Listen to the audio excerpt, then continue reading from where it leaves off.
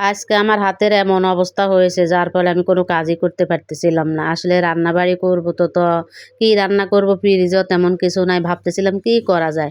তো তাড়াতাড়ি করে কিন্তু কি ডাল আর আলু সিদ্ধ বসিয়ে দিয়েছি আর ভাত রান্না করে নিয়েছি, সাথে পাতলা ডাল রান্না করেছি। তো আমি ভর্তা করতে পারছিলাম না। আমার প্রচুর হাত জ্বালা করছিল। আসলে আমার হাতটা কেটে গেছিল ২-৩ জায়গা দিয়ে। এখন লবণ বা হলদি, মরিচ যাই লাগে প্রচুর জ্বালা করতেছে। তো বড় ছেলেকে বলতেছি, "আমি তো ভর্তা করতে পারতেছি না, একটু ভর্তা করে দাও তো।" তো আমার বড় ছেলে আমাকে আলুর ভর্তা করে দিল। আর সাথে এই যে ডালের ভর্তা করতেছে। আসলে ছেলে মানুষ তো তেমন ভালো করে করতে পারে না। তাও আমি এই পাশে দাঁড়িয়ে, দাঁড়িয়ে ওকে বলে দিচ্ছি, "এভাবে, এভাবে মাখো, এভাবে মাখো, ভালো করে মাখো।"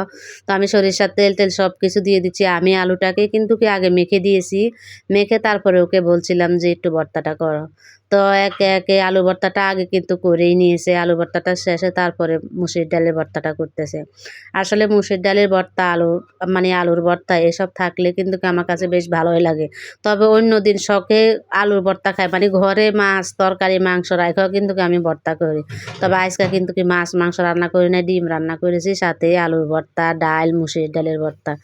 এসব দিয়ে আজকে খাওয়া-দাওয়ার আয়োজনটা ছিল। তবে রাত্রে করে নিব যা দেখি কি করা যায় না করা যায় রাত্রে করে নিব।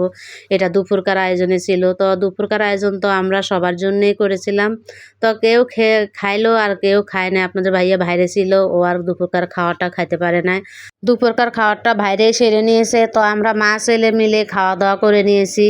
তো আমার ছেলেদেরকে কিন্তু আমি ডিম ভাজি করে দিই। ওরা ডিমটা বেশি পছন্দ করে। ওদেরও যখন ডিম থাকে তখন কিন্তু মাছ, মাংস অত চাহিদা থাকে না।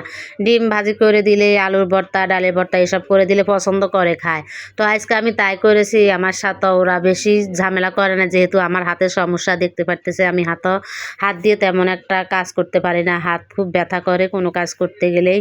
তো বেশি ঝামেলা করে না, ওই দিয়েই খাওয়া-দাওয়া করেছে। তো আমিও কি করলাম, ওই দিয়ে খাওয়া-দাওয়া করতে বসে গেলাম। আমার কাছে তো আগে পরে সবসময় ভর্তা ভালো লাগে। আমি যখনই রান্নাবাড়ি করি পাশাপাশি আলুর ভর্তাটা রাখি বা যেকোনো একটা ভর্তার আইটেম রাখি। তো সাথে কিন্তু কি মরিচ ভেঙে নিয়েছি, লেবু নিয়েছি। আর শুকনা মরিচটা একটু নেওয়ার কারণ হচ্ছে আমি ভর্তাতে একটু মরিচটা কমিয়ে দিয়েছি, যেহেতু বাচ্চারা খাবে। মরিচ কম হলে বাচ্চারাও পছন্দ করে, ভর্তা ওরাও খায়। তো আমি পাশাপাশি শুকনা মরিচ রাখি, শুকনা মরিচ ভেঙে খাই মরিচ কম হলে। তা আমার কাছে আবার ঝাল কম হলে ভর্তাটা ভালো লাগে না। আমার কাছে একটু ঝাল, ঝাল ভর্তাটাই ভালো লাগে।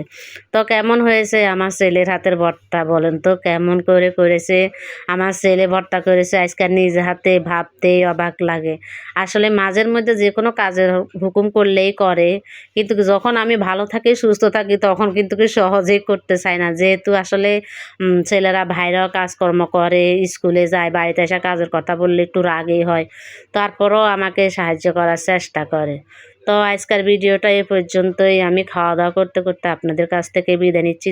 ভিডিওটা যদি ভালো লেগে থাকে অবশ্যই লাইক, কমেন্ট, শেয়ার করে পাশে থাকবেন। তো আল্লাহ হাফেজ। সবাইকে আসসালামু আলাইকুম।